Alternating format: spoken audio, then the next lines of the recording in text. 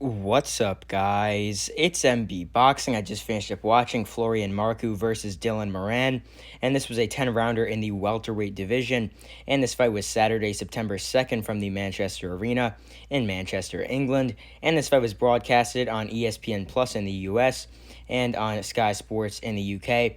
And in this fight, Florian Marku had an excellent performance. He stopped Dylan Moran in the first round. Very good win for Marku.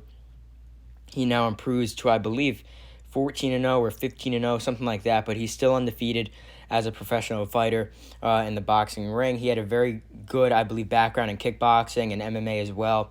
I think he might have went undefeated in one of those other combat sports, but yeah, I mean, a very good win here. Dylan Moran went into this fight 19-1.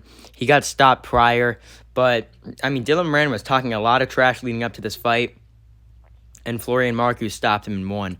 So just to break down how this fight went, I was literally just walking up to watch the fight, and I barely saw what was going on. Then a few seconds later, after I was settled in watching it, it seemed like he caught him with a shot, wobbled him.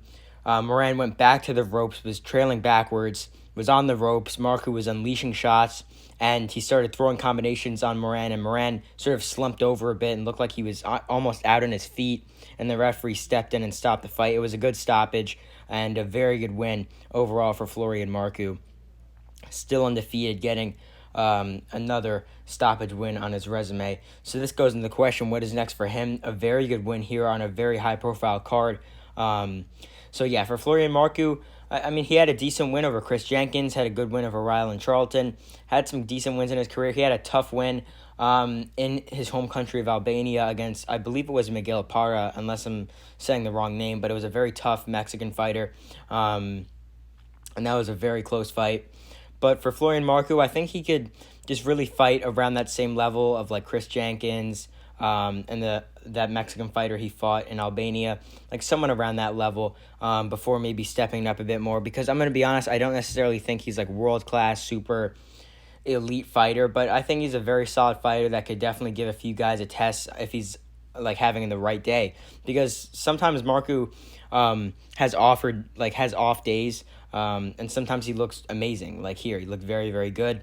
And then when he fought against that one Mexican fighter, he was in for a real tough test, and most likely should have lost that one. It was really close on the scorecards.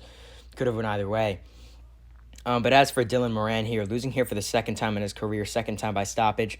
For him, I really don't know what's next. I mean, he had a good win streak against lower-level opponents before fighting Marku. But for him, he's just going to build himself back up, maybe get another opportunity on Sky Sports or some other big platform. So overall, Florian Marku gets a very good first-round stoppage victory over Dylan Moran to stay unbeaten. And yeah, that's really it. I'm MB Boxing. Thanks for watching, and I'll see you guys later.